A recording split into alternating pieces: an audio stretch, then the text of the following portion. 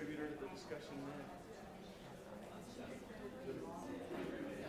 Oh, and she's a very sweet soul. That's okay.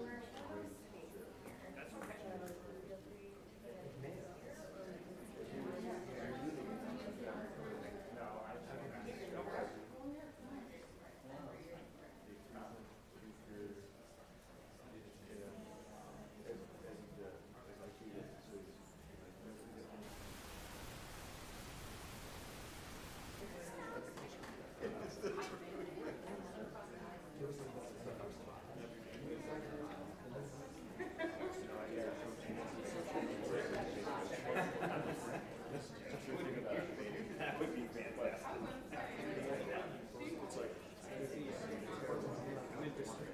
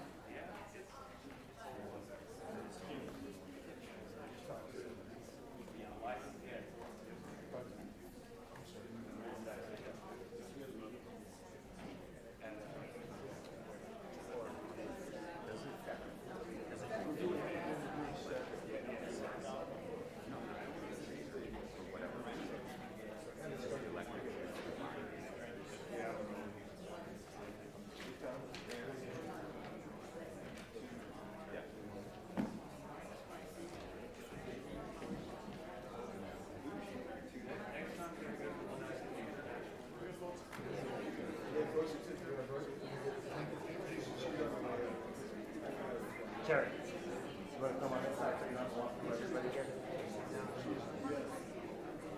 Hey, Will? Yes, sir. This is director. Where's your? I can go check.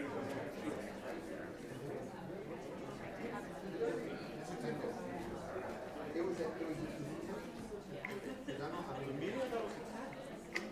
no, the meeting's at 10. We have most of it. I thought so. Yeah, it said approximately 10:15. And Charlotte thought it was 10:30.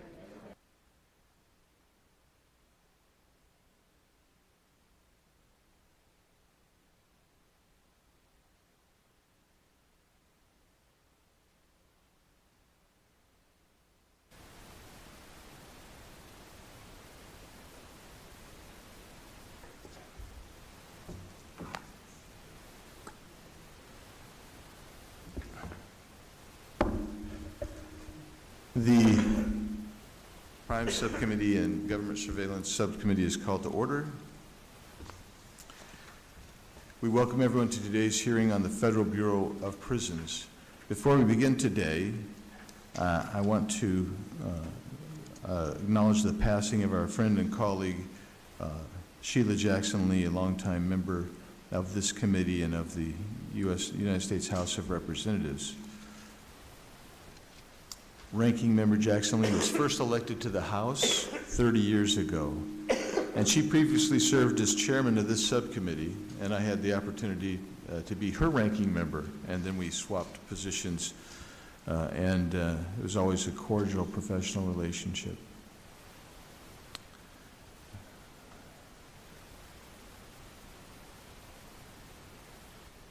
While we may not have seen eye to eye on every issue,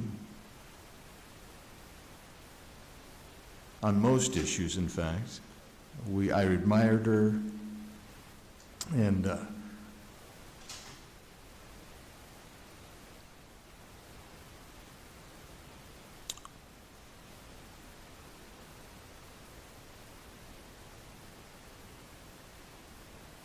I appreciated her tenacity and commitment.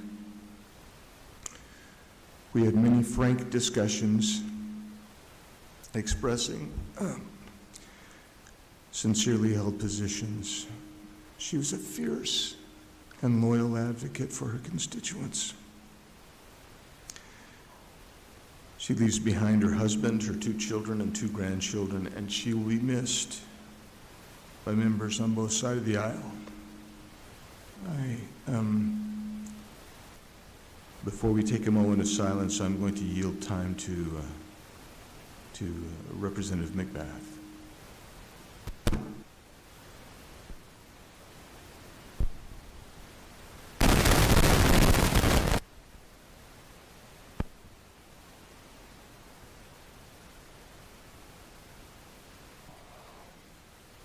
Thank you, Chairman. Thank you, and I'd like to take a moment to honor my friend, mentor, and my sister, Congresswoman Sheila Jackson Lee. She was a true powerhouse who fought for the betterment of our country and all its people.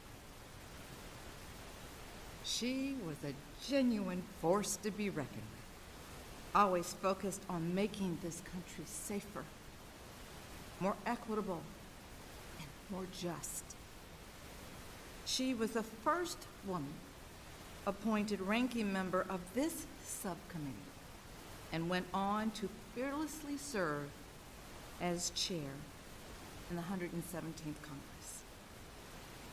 Her leadership on civil rights issues will continue to be felt in Congress and all across this country.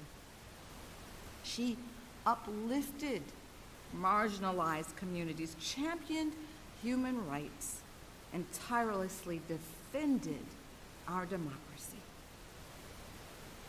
As a mentor, Congresswoman Jackson Lee showed me the ropes. She took me under her wing during my freshman year.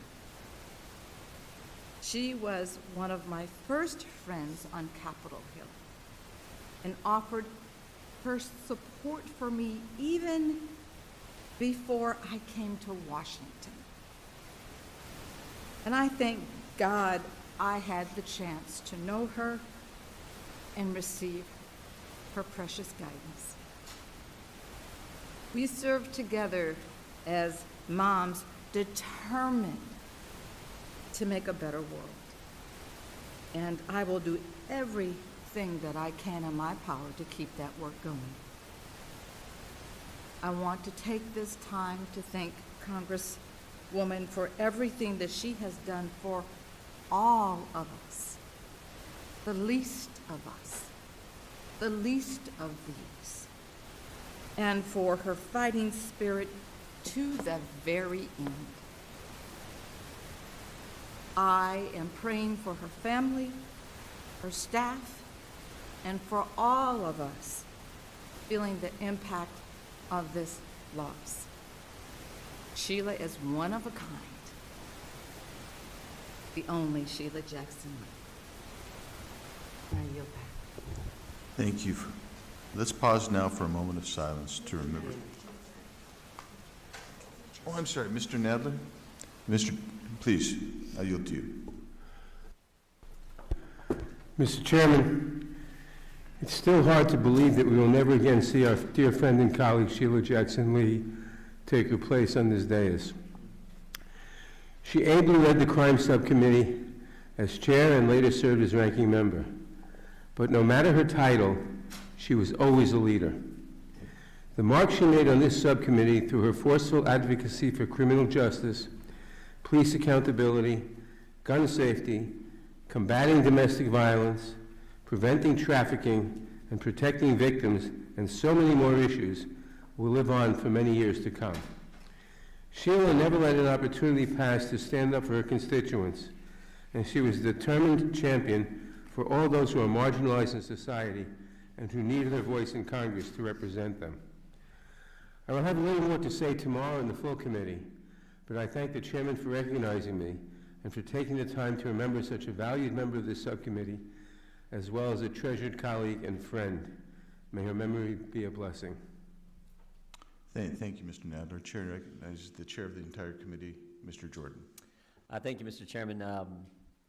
No one could get more out of 5 minutes than Sheila Jackson Lee. And she was a friend to everyone on both sides of the aisle. someone that we're all going to miss. I love what the chairman said. I think both he and the ranking member and Ms. McBath said it all well. So we're going to miss her. One of a kind. One of a kind. I yield back. Thank you. Let's pause now for a moment of silence to remember our friend and colleague, Sheila Jackson Lee.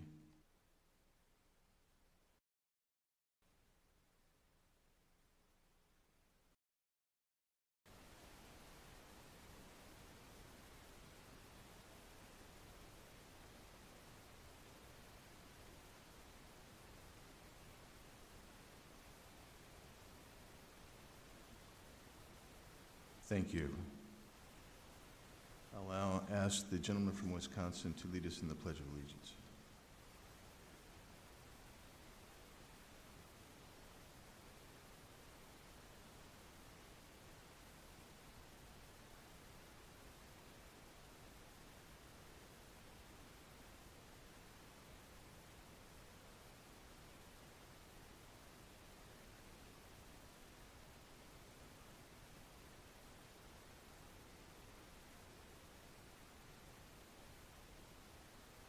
Thank you. I'll now recognize myself for an opening statement.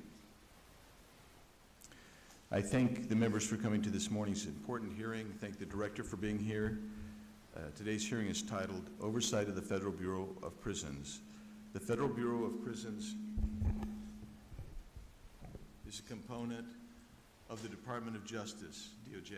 BOP's mission is to protect society by confining offenders in the controlled environments of prisons and community-based facilities that are safe, humane, cost-efficient,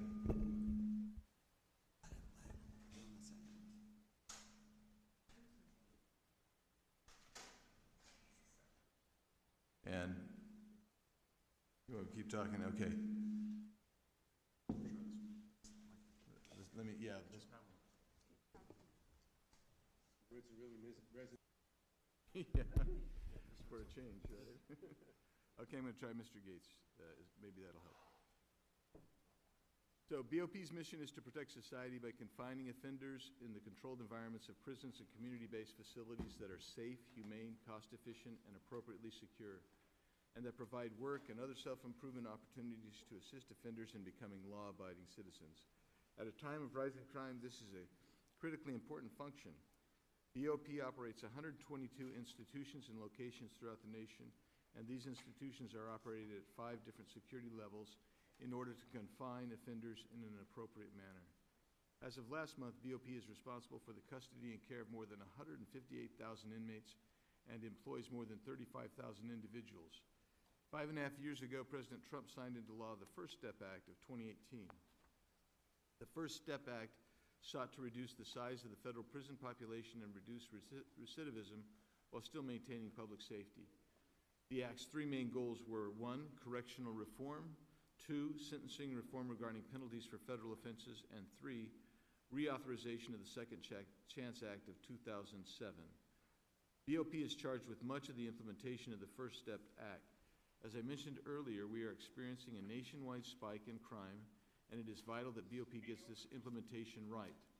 The First Step Act required DOJ to develop a system for BOP to use to assess the risk of recidivism of federal prisoners and to assign prisoners to evidence-based recidivism reduction programs. These programs include literacy programs, occupational education programs, trade skill programs, and substance use disorder programs.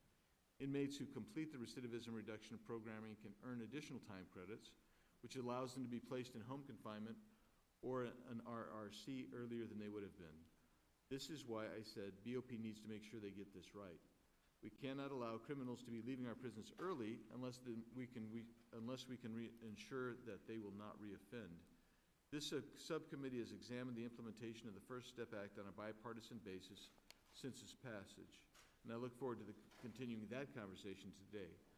However, there's a larger underlying problem that has persistently plagued the successful operation of BOP, including the implementation of the First Step Act, and something that BOP consistently grapples with, challenges of low staffing and high attrition rates, intensifying the risk in an already hazardous profession. As I mentioned earlier, BOP employs approximately 35,000 personnel across various prisons and facilities throughout the U.S. That is a 5% decline from the 37,000 personnel employed in 2020. Yet the prison inmate population has not declined. In fact, it has increased by almost 3,000 inmates.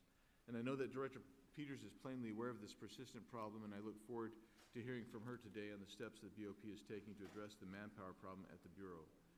There are a couple of other issues as well that I will discuss with Director Peters.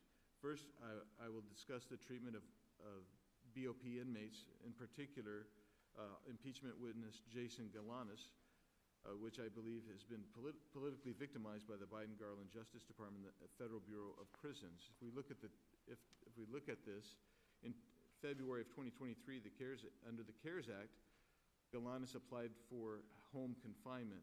In March of 2023, U.S. Probation Office approved the residence for home confinement. In March of 2023, the warden at the FPC Pensacola also approved and signed off on the application. It then went to the Residential Reentry Management of Long Beach, because it was in that sector. In June 9th of 2023, RRM Long Beach approved the request and contacted SDNY, U.S. Attorney's Office, for their approval.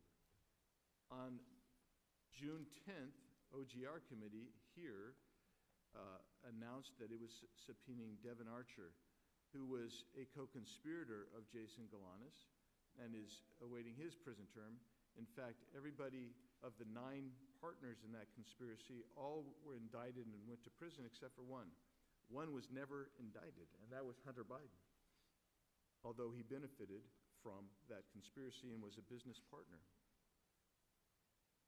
Near that June 12, 2023 announcement by the OGR Committee, the U.S. Attorney of SDNY, Nigar Tigais, gave, quote, strongest objection and threatened to go hard on this, close quote. June 13, 2023, BOP denied the Galanis application. June 22, 2023, Galanis was informed of the denial. He then appealed. August 8, 2023, his appeal to Pensacola warden was denied on grounds that, quote, the amount of time he requested for home confinement, quote, was not appropriate, close quote. His appeal was denied. That denial, that rationale was not under the CARES Act. That was not appropriate to the CARES Act. September 22nd, 2023, Galanis appealed the denial to the RRM. And February 8, 2024, we announced we were going to interview Galanis. And I will say, I thank the director for facilitating the interview of Mr. Galanis, who had been moved to FBC Montgomery, Alabama. The next day, the BOP Central sent Galanis' denial of his appeals. The new reason they gave was that the CARES Act had expired, regardless of the fact that he had applied for his change in confinement 3 months before the expiration of the CARES Act. And yesterday, we had a discussion, and I was told that the length of sentence, the high amount of restitution, and that he had violated conditions of release 8 years ago when he was out on bail. None of those are statutorily consistent with the CARES Act as well. And the point I'm trying to make is this is not unique to Mr. Galanis. Perhaps, I don't know, but I will say that this is a problem. On September, we moved to this, despite the fact that Hunter Biden was a key partner in the same crime, DOJ failed to hold the president's son accountable. Mr. Galanis provided testimony, both transcribed and in hearing before the Oversight Committee as part of the House's impeachment inquiry. Mr. Galanis has alleged several instances of mistreatment since his incarceration, including repeated abuse from a BOP employee, and DOJ intervening to deny him his home confinement. Second, on May 6, 2024, Representative Gates informed the House of Representatives that BOP Director Peters had denied his request to meet with Dr. Peter Navarro, who at the time was in custody. I also joined Mr. Gates and wanted to meet with Dr. Navarro. On May 9th of 2024, I, along with Chairman Jordan and Representative Gates, sent a letter to Director Peters requesting her testimony before the committee, which is why she is before us today, and we're grateful for her being here. Dr. Navarro served a 4-month sentence at BOP facility in Miami, Florida, after being charged and found guilty of refusing to comply with the subpoena issued by the partisan illegitimate House Select Committee on the January 6th attack on the United States Capitol, and was released just last week. Director Peters allegedly denied Representative Gates' request because Dr. Navarro was, quote, too notorious, close quote, to meet with a member of Congress. We'll hear more about that today, I am certain. Additionally, I informed the director yesterday, and I want to make sure to reiterate today, we have a strong desire to go and visit the Danbury, Connecticut minimum security facility, and hope to do so in the next few weeks. I look forward to discussing these issues and more issues with Director Peters, and I again thank her. She's been cooperative. She's always been communicative with me, and we may have disagreements, but we always talk about those. So with that, I'm going to yield back and now recognize Ms. McBath for her opening statement. Thank you, Chairman Biggs, and thank you, Director Peters, for coming before us today, and we really appreciate your willingness to answer our questions. The Federal Bureau of Prisons' significance within the federal criminal justice system contributes to the overall public safety of our country by not only housing individuals who have been convicted of federal crimes, but also by providing those individuals with the tools and skills they need to successfully re-enter their communities. In recent years, BOP has faced numerous challenges, including the sexual abuse of inmates by staff and other widespread employee misconduct, chronic understaffing, numerous incidents of violence and inmate deaths, implementation of the First Step Act, and a crumbling infrastructure. Director Peters, I do want to thank you, though, for the significant strides that you've made towards addressing each of these issues, which existed long before you ever began your tenure. However, these problems are still remaining, even if to a lesser extent. I urge my colleagues to use today's hearing to focus on what this committee and what Congress can do to ensure that the director has the tools, resources, and support that she needs to address agency deficiencies, maintain the safety and wellness of inmates and staff, and prepare inmates for their release back into society. I am encouraged by Director Peters' commitment to upholding the highest ethical standards among BOP staff members, and her dedicated efforts to change the culture at the BOP.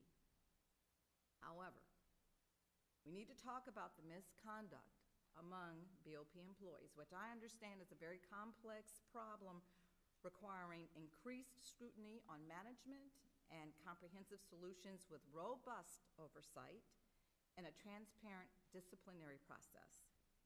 In November 2021, we were shocked to hear about the reports at least that 100 BOP employees had been arrested, convicted, or sentenced for crimes over a 2-year period.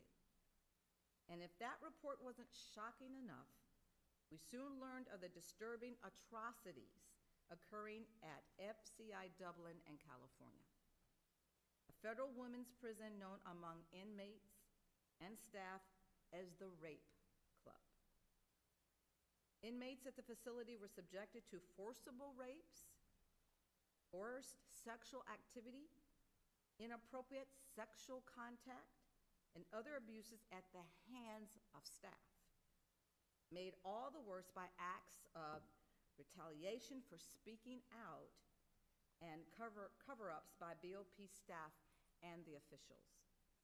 While our justice system successfully convicted 7 corrections officers, including the prison's former warden, and sentenced the offenders to prison for sexually abusing inmates, in April, we were made aware of the chaotic future of the transfer of FCI Dublin inmates to various facilities throughout the country following closure of that facility. FCI Dublin is just a sampling of the corruption, of the abuse and misconduct that has persisted at BOP for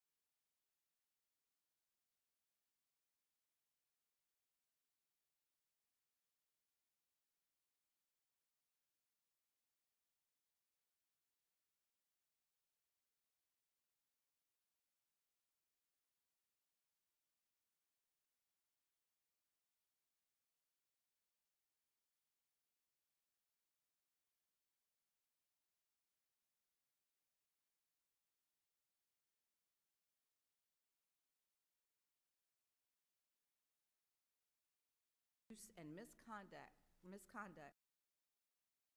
misconduct that has persisted at BOP for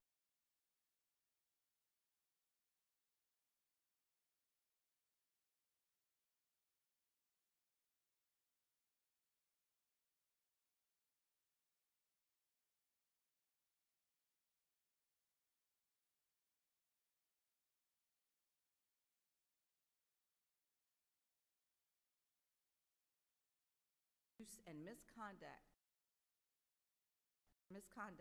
misconduct that has persisted at BOP for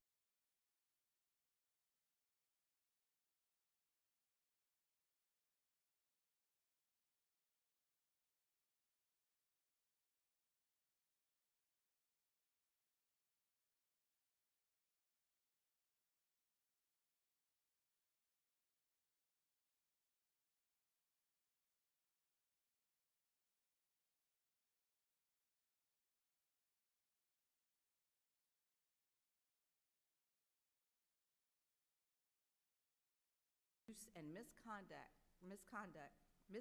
that has persisted at BOP for